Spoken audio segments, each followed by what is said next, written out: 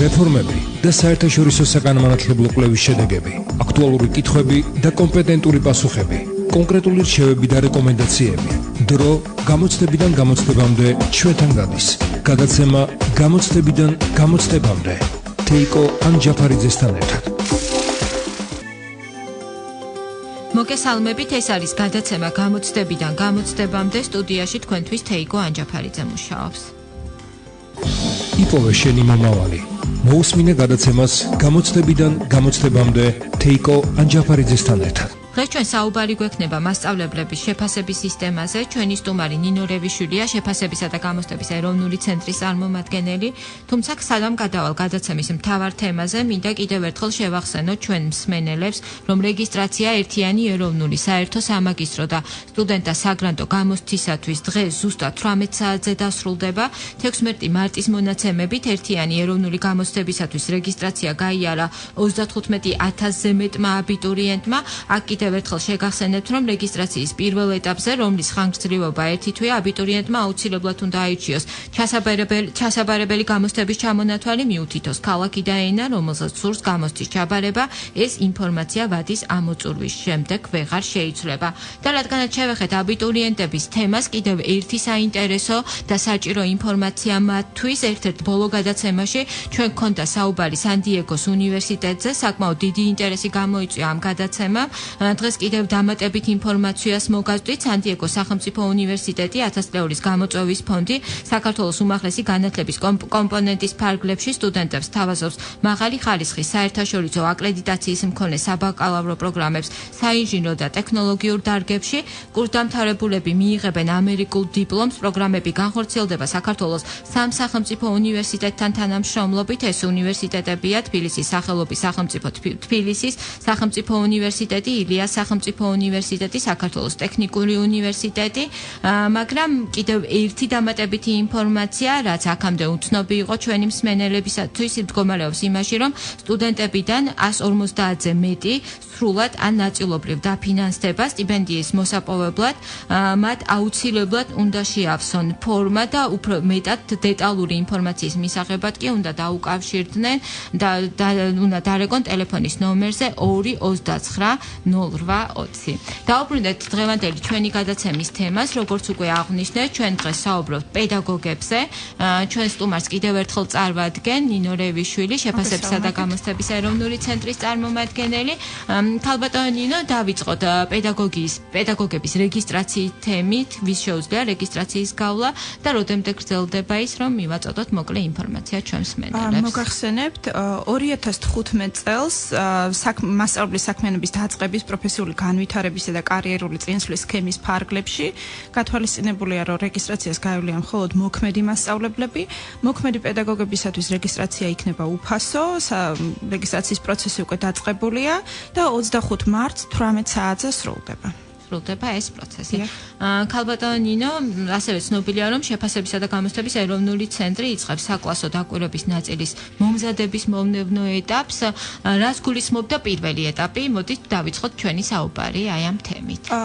თავისთავად მასწავლებლთა შეფასების სისტემა რამდენიმე წელია ხორციელდება და ინერგება საქართველოში. ეს სერტიფიცირების პროცესით იმართებოდა, მაგრამ მთელი ამ პერიოდის განმავლობაში პედაგოგებში, განათლების ექსპერტებს შორის იყო მუდმივი დისკუსია იმის შესახებ, რომ ეს პროცესი არ არის სრულყოფილი. იმისათვის, რომ შეფასდეს მასწავლებლის საქმიანობა სამართლიანად, ძალიან მნიშვნელოვანია მასწავლებლის საქმიანობის შეფასებაც. უშუალოდ ის, რას აკეთებს მასწავლებელი საგაკვეთილო პროცესის დროს. ამდენად ამ ახალი სქემის მიხედვით გათვალისწინებულია არა მხოლოდ მასწავლებლის საგნობრივი ცოდნის და კომპეტენციების შეფასება, არამედ საგაკვეთილო პროცესის წარმართვის უნარის შეფასება. ამ ახალი ინიციატივის ფარგლებში პირველი ეტაპი, მოსამზადებელი ეტაპი გახდათ, როდესაც მოხდა საერთაშორისო გამოცდილების გაზიარება, მსოფლიო ბანკის გრანტის ფარგლებში ჩვენ მოგვეცა შესაძლებლობა, რომ ვისწავლოთ არა მხოლოდ საერთაშორისო გამოცდილება, არამედ გვემუშავა იმ საერთაშორისო ექსპერტებთან, რომლებიც ამ მიმართულებით სხვადასხვა ქვეყანაში უკვე დიდი ხანია, მრავალი წელია მუშაობენ.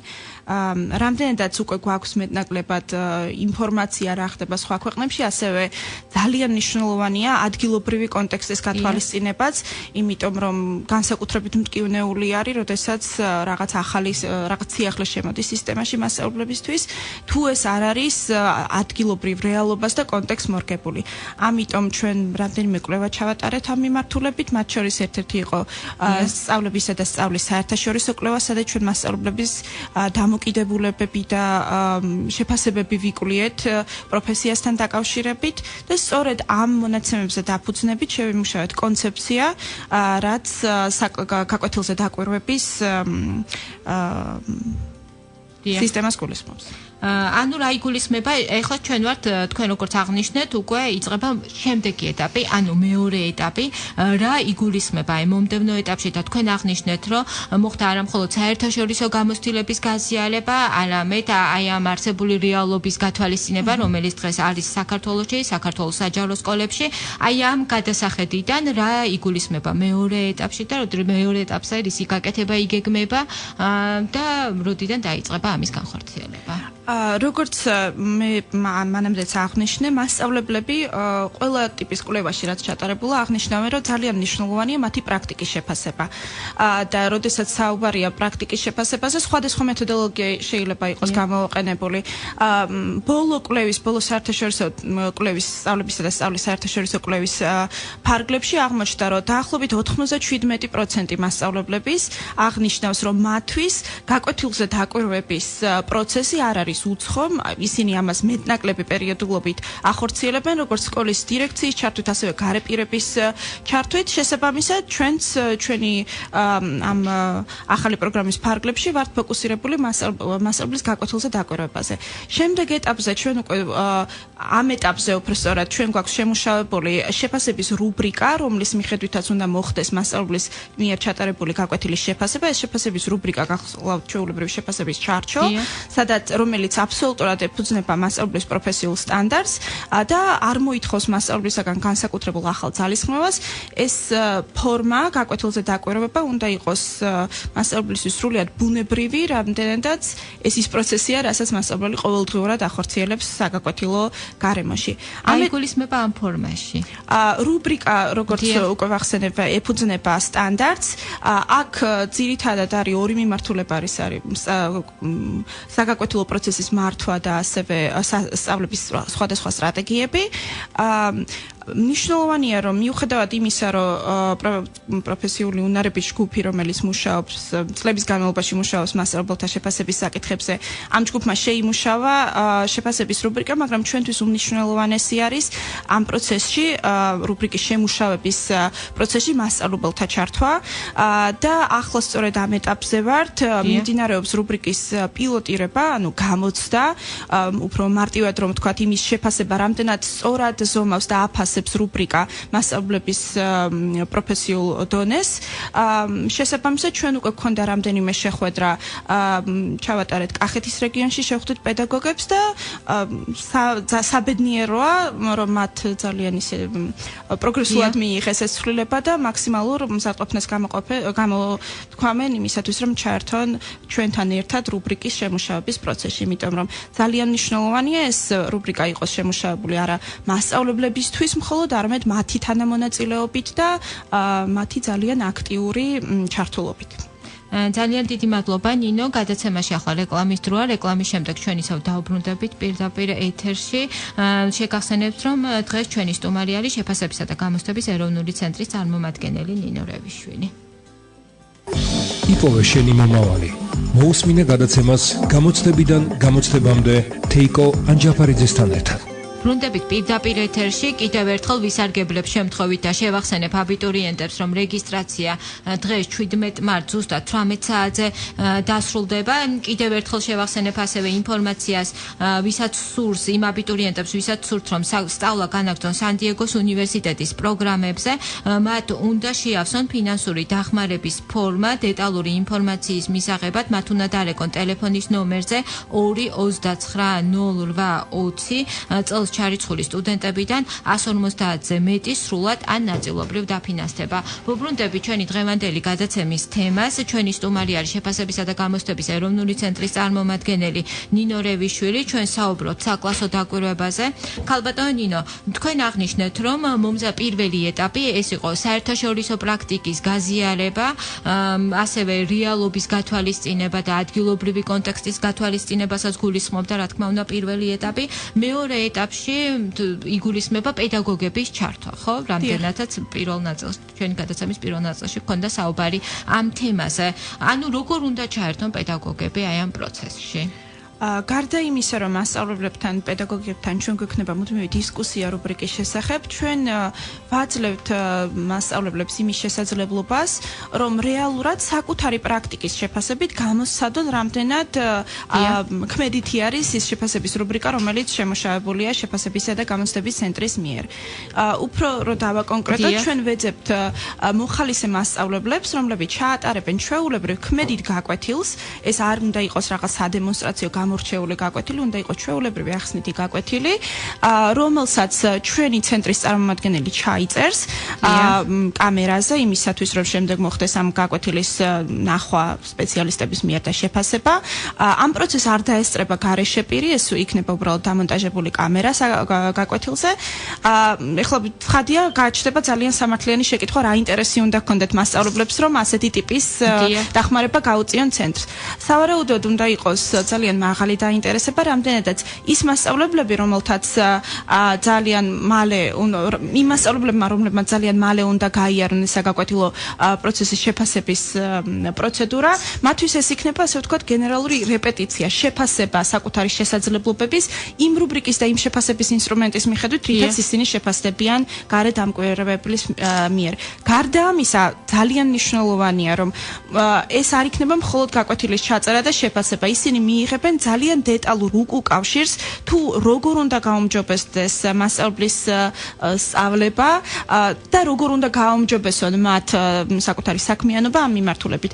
იმისათვის, რომ უფრო მეტად მომზადებულები შეხვდნენ საგაკვეთილო დაკვირვების პროცესს, რომელიც სქემის მიხედვით, ახალი სქემის მიხედვით, ყველა მასწავლებელმა უნდა გაიაროს მინიმუმ ერთხელ პროფესიული საქმიანობის პროცესში. და აი ამ სქემის მიხედვით როგორ მოხდება დაკვირვება, უკვე საბოლოო ვარიანტი, როგორ გეგმავთ? მე ხვდები, რომ სამუშაო რეჟიმში ხართ ჯერ, მაგრამ სავარაუდოდ თუ არსებობს მონახაზი, როგორ განხორციელდება ის მომავალში? ცხადია, რუბრიკის პილოტირების შემდეგ, რუბრიკის პილოტირება სავარაუდოდ მაისის თვეში უნდა, ამ წლის მაისის თვეში უნდა დასრულდეს. ამის შემდეგ სექტემბრიდან, ამავე წლის სექტემბრიდან გეგმავთ უშუალოდ მთელი პროცესის პილოტირებას. მათ შორის იმ ტექნიკური საშუალებებით, რა ტექნიკური საშუალებებით და შემდეგ უნდა განხორციელდეს საგაკვეთილო დაკვირვება. ამდენად, სანამ ეს პილოტირება არ დასრულდება, რთული იქნება საბოლოოდ იმ ფორმებზე საუბარი, რა ფორმებსაც მიიღებს პროცესი საბოლოო ჯამში. მაგრამ სავარაუდოდ ჩვენ აქ განვიხილავთ, რომ დიდი ალბათობით ეს იქნება ვიდეო ჩანაწერების გაკეთება, მაგრამ ძალიან მნიშვნელოვანია, რომ ამ პროცესს აბსოლუტურად მართავს მასწავლებელი. მასწავლებელი ჩაიწერს იმ გაკვეთილს, ან იმ გაკვეთილებს, რომელიც მისი შეფასებით არის საუკეთესო, მის მიერ წარმართული საუკეთესო გაკვეთილი და ამ გაკვეთილს წარმოადგენს შეფასებისა და გამოცდების ცენტრში შესაფასებლად. თქვენ აღნიშნეთ, რომ მოხალისე პედაგოგები უნდა ჩაერთნენ ამ პროცესში. რამდენად არის აქტიურობა? ჩვენთვის მართლა სასიამოვნო სიახლე იყო იმის აღმოჩენა, რომ მიუხედავად იმისა, რომ თავისთავად ნებისმიერი ტიპის ცვლილება ყოველთვის ძალიან მტკივნეულია, განსაკუთრებით მტკივნეულია, როდესაც ეს შეფასების პროცესს ეხება, მაგრამ ჩვენ და გასაოცრად მასწავლებლებმა საოცრად დიდი აქტიურობა გამოიჩინეს იმ რეგიონებში, სადაც ჩვენ შევხვდით მასწავლებლებს, იმაზე მეტი მასწავლებელი ჩაერთო პროცესში, ვიდრე ჩვენ გვეგონა გამოთქვამდა სურვილს, რაც თავისთავად არის ძალიან კარგი.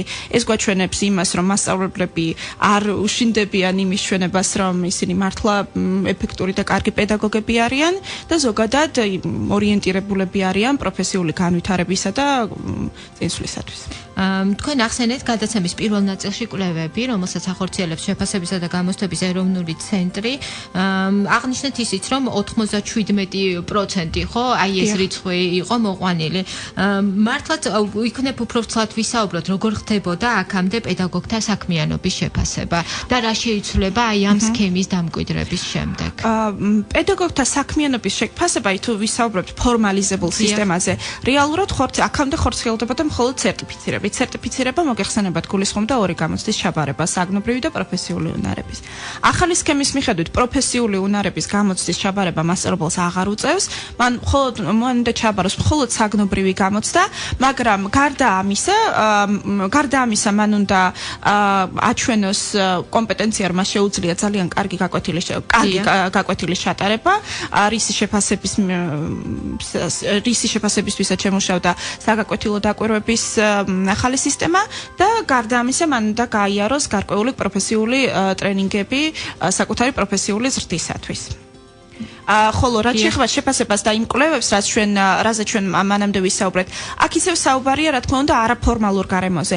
არაფორმალურ გარემოში მასწავლებლებისთვის შეფასება და მათი პრაქტიკის შეფასება, თქვათ გაკვეთილზე დაკვირვება, კოლეგებთან საუბარი საკუთარ პროფესიულ საქმიანობაზე, არ არის მათთვის სიახლე და უჩვეულო და უცხო გარემო. პირიქით, მასწავლებლები ყველა კვლევაში მიუთითებენ იმაზე, რომ მათთვის ძალიან მნიშვნელოვანია მათი საქმიანობა, მათი პროფესიული საქმიანობა შეფასდეს იმის მიხედვით, თუ რამდენად კვალიფიციურად და კარგად წარმართავენ ისინი გაკვეთილს. ანუ აქამდე არსებობდა ეს პრაქტიკა საქართველოში? აქამდე არსებობდა არაფორმალურ გარემოში. ცხადია, ყველა სკოლას ვერ განვაზოგადებ და ზოგ სკოლაში უფრო მეტად არის კოლეგების თანამშრომლობის, სკოლის მართველი გუნდის მასწავლებლების პროფესიულ ზრდაში ჩართულობის პრაქტიკა, მაგრამ მეტნაკლებად შესაძლოა ეს ჩვენთვის მართლა უცნაური მაჩვენებელია და უცნაური ციფრა, მაგრამ 97% მასწავლებლების აღნიშნავს, რომ მათთვის საგაკვეთილო დაკვირვება ან კოლეგების, ან მენტორი მასწავლებლების, ან დირექტორების, ან სხვა გარე ექსპერტების მიერ უცხო არ არის და რაღაც მათი პროფესიული საქმიანობის გარკვეულ ეტაპზე ამ პროცესს ისინი გადიან. რაც ჩვენთვის ძალიან მნიშვნელოვანი და კარგი სიახლე იყო, იმიტომ რომ ჩვენთვის ცხადია ძალიან მნიშვნელოვანია შევიმუშაოთ ისეთი ახალი ინსტრუმენტი, რომელიც მასწავლებელს განსაკუთრებულ სტრესს არ უქმნის. პირიქით, გამოცდისგან განსხვავებით, ეს მათთვის ბუნებრივი გარემო არის. ისინი არ აკეთებენ არაფერს განსაკუთრებულს, იმისგან განსხვავებულს, რასაც ისინი აკეთებენ მათი ყოველ დღე. ისინი ატარებენ ჩვეულებრივ გაკვეთილს, უბრალოდ ამჯერად ექნება სხვებსაც შესაძლებლობა, რომ ნახონ, რომ მასწავლებელი ნამდვილად კარგად აკეთებს. რამდენად მნიშვნელოვანი ადგილი უჭირავს საკლასო დაკვირვებას? საკლასო დაკვირვება გულისხმობს, ანუ საკლასო და სქემის მიხედვით საკლასო დაკვირვება ხორციელდება როგორც სკოლის დონეზე, ანუ სკოლის მასწავლებელთა შეფასების ჯგუფის მიერ, ასევე შეფასებისა და გამოცდების ეროვნული ცენტრის მიერ, ასე ვთქვათ, უფრო ცენტრალიზებულად უნიფიცირებული ინსტრუმენტით. გარე დამკვირვებლების მიერ ცენტრის მიერ ორგანიზებული საკლასო დაკვირვება მასწავლებელმა უნდა გაიაროს ერთხელ. კერძოდ ეს ეხება უფროს ახალი სქემის მიხედვით უფროს მასწავლებლებს, რომელთაც სურთ საკუთარი სტატუსის შემუშავება. თქვათ, ჩვენი ტერმინოლოგიით და მასწავლებლებისთვის უფრო ნაცნობი ტერმინოლოგიით რო ვიმსჯელოთ, ის მასწავლებლები, რომლებიც უკვე არიან სერტიფიცირებულები დღეს მდგომარეობით და არიან უფროსი მასწავლებლები, მათ მიეცემათ გარკვეული ვადა და ამ ვადის ფარგლებში მათ უნდა გაიარონ საკლასო დაკვირვება. ანუ ეს არის სავალდებულო. ეს არის სავალდებულო ყველა მასწავლებლისათვის, ვისაც სურს უფროსი მასწავლებლის სტატუსის შენარჩუნება. რაც შეეხება სკოლის მიერ ორგანიზებულ საკლასო დაკვირვებას, ამას უკვე უშუალოდ სკოლის შეფასების ჯგუფი წარმართავს და აქ ამ მიმართულებით საკლასო დაკვირვებას უფრო განმავითარებელი შეფასების მიზანი აქვს. თქვენ ისაუბრეთ საერთაშორისო პრაქტიკაზე, ისაუბრეთ, რომ ეს პირველი ეტაპი იყო სწორედ აი ამ საერთაშორისო პრაქტიკის გაცნობა, ნაწილობრივ გაზიარება, შესწავლა. თუ შეგიძლიათ მოგვიყვანოთ რომელიმე ქვეყნის მაგალითი, თქვათ რომელი ქვეყნის მოდელით იხელმძღვანელეთ, ან ხელმძღვანელობთ, ან რომელი ფიქრობთ, რომელი ქვეყნის მოდელი არის მეტნაკლებად მისაღები ქართული რეალობისათვის. ისევ ამბობ, როდესაც სწორხაზოვნად არ მოხდება აი ამ მოდელის გადატანა, მაგრამ ყოველ შემთხვევაში საინტერესოა საერთაშორისო პრაქტიკა არის, როგორი არის საერთაშორისო პრაქტიკა ამ მიმართულებით? ცხადია, ანუ ჩვენი მიზანი თავიდანვე არ ყოფილა რაღაც გარკვეული ერთი ქვეყნის მოდელის გაზიარება. ჩვენ უკეთეს მდგომარეობაში ვართ, იმიტომ რომ რიგ ქვეყნებში დაახლოებით 20 წლეულის მინიმუმ 20 წლეულის გამოცდილება აქვს ამ მიმართულებით მუშაობის. შესაბამისად, ჩვენ გვაქვს იმის უპირატესობა, რომ ჩვენ ვიცით არა მხოლოდ დადებითი მხარეები, რა შეიძლება გქონდეს ამ პროცესს, არამედ შეგვიძლია გარკვეული რისკების თავიდან გათვალისწინებაც. რამაც. აი როგორი რისკი შეიძლება არსებობდეს? მართალია ცოტა თემას გადავუხვებ, მაგრამ ძალიან მოკლედ რომ გითხრათ რა რისკი ბევრი რაღაცა. აქ ძირითადად არის საუბარი შეფასების მთავარი რისკი არის რომ სწორად შევაფასოთ მასწავლებელი. მოვთხოვოთ მას ისეთი რამ რაც ანუ შევაფასოთ მასწავლებელი იმის მიხედვით თუ როგორ აუმჯობესებს მასწავლებელი საკუთარი მოსწავლეების მიღწევას. საბოლოო ჯამში განათლების სისტემაში რაც ხდება, ყველაფერი ემსახურება მოსწავლისთვის უკეთესი სასწავლო გარემოს შექმნას. ამიტომ ჩვენ ძალიან ფრთხილები ვართ, როდესაც მუშაობთ შეფასების რუბრიკაზე. ეს უნდა იყოს რუბრიკა, რომელიც აფასებს მასწავლებელს იმის მიხედვით თუ როგორ უწყობს მასწავლებელი საკუთარ მოსწავლეებს ხელს აკადემიურად. ეს არის ჩვენთვის ერთ-ერთი მთავარი მთავარია პედაგოგმა იგნოს რომ ეს არ არის რომელიღაც სადამსჯელო ღონისძიება, რომელიც მათ აუცილებლად უნდა გაიაროს. პირიქით ეს უნდა იყოს მისი პროფესიის შემადგენელი. ამის დასადასტურებლად აღნიშნავ, რომ სოფლიო ბანკის გრანტის ფარგლებში ჩვენ მუშაობთ ორი მიმართულებით. ერთი არის მასწავლებელთა შეფასების სისტემის გარდაქმნა და დახვეწა და მეორე არის სკოლის დირექტორების შერჩევისა და შეფასების სისტემის შემუშავება. იმიტომ რომ ძალიან მნიშვნელოვანია მასწავლებელმა იგრძნოს, რომ ის არ არის ერთადერთი, ვისაც ლუპის ქვეშ აკვირდებიან და ვისი შეფასებაც სახელმწიფოსთვის ყველაზე პრიორიტეტულია. მასწავლებელმა აუცილებლად უნდა მიიღოს ძალიან დიდი მხარდაჭერა და ხელისშეწყობა სკოლის მმართველი გუნდისაგან და ამიტომ ძალიან მნიშვნელოვანია სკოლის დირექტორის სწორად შერჩევა და შეფასება და მხარდაჭერა იმისათვის, რომ ის გახდეს საკუთარი მასწავლებლების ყველაზე დიდი პარტნიორი და დამხმარე. მაგრამ როგორც თქვენ აღნიშნეთ, ინტერესი დიდი არის პედაგოგების მხრიდან აი ამ პროცესთან მიმართებაში, მაგრამ ძალიან მოკლედ აი საერთაშორისო პრაქტიკაზე რო გითხრათ და მე კიდევ ერთხელ რომ მივაწოდოთ პედაგოგებს ინფორმაცია, ვისაც სურთ ამ პროექტში ჩართვა, როგორ უნდა მოიქცნენ მაშინ. საერთაშორისო პრაქტიკაზე ერთს აღნიშნა უბრალოდ არ შეგაწყანთ თავს. იყო თქვათ აწლეულების წინ იყო პრაქტიკა, როდესაც თქვათ მასწავლებლის გაკვეთილის შესაფასებლად იყენებდნენ ძალიან მშრალ სიას, ესე ნუსხას, სადაც უბრალოდ მონიშნავდნენ რაღაცას მასწავლებელი აკეთებს გაკვეთილზე თუ არ აკეთებს. თვითონ რუბრიკა და შეფასების კრიტერიუმები ამ დღეისთვის უკვე საკმაოდ დახვეწილია და ის რუბრიკები, რაც საერთაშორისო პრაქტიკით არის აპრობირებული, ჩვენ შევეცადეთ ამ რუბრიკის გამოცდილებაც გაგვეზიარებინა და ჩვენ რეალობას და ჩვენ სტანდარტს არ მოუწყვეტოდით, რა თქმა უნდა, მაგრამ მთავარი ამოსავალი წერტილი ჩვენთვის ამ პროცესში არის ის, რომ კარგად შევაფასოთ სამართლიანად და კარგად შევაფასოთ მასწავლებელი. როგორ მოიქცნენ პედაგოგები, ვისაც სურთ ამ პროექტში?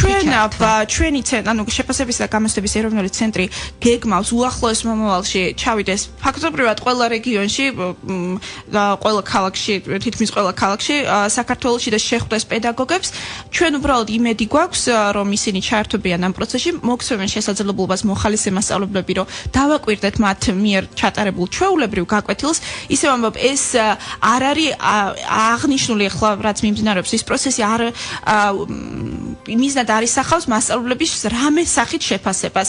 ეს არის გამიზნული მხოლოდ მასწავლებლების დახმარებისათვის, იმისათვის, რომ ჩვენ ვნახოთ როგორ ატარებენ მასწავლებლები გაკვეთილს, შევაფასოთ რამდენად სწორად და რეალისტურად არის შემუშავებული ჩვენი შეფასების რუბრიკა და მივცეთ მათ ძალიან დეტალური უკავშირი, როგორ მოემზადონ საგაკვეთილო დაკვირვების პროცესისათვის. ძალიან დიდი მადლობა ქალბატონო ნინო დეტალური ინფორმაციის მოწოდებისათვის. ჩვენი გადაცემის დრო სამწუხაროდ ამოიწურა, ვემშვიდობებით ჩვენ მსმენელებს, ვუსურვოთ მათ წარმატება. განსაკუთრებით კი აბიტურიენტებს, მაგისტრებს, სტუდენტებს და რა თქმა უნდა პედაგოგებსაც, მათი წარმატებული საქმიანობა დამეთანხმებით, რომ ჩვენი ქვეყნის მომავლის განსაზღვრელი ნამდვილად არის. გემშვიდობებით მომავალ სამშაბათამდე და გვიყურეთ ხვალ იმედის დილაში. რეფორმები და საერთაშორისო საგანმანათლებლო კვლევის შედეგები, აქტუალური კითხვები და კომპეტენტური პასუხები, კონკრეტული რჩევები და რეკომენდაციები. დრო გამოცდებიდან გამოცდებამდე ჩვენთან გადის. გადაცემა გამოცდებიდან გამოცდებამდე. თეიკო ანჯაფარიძესთან ერთად.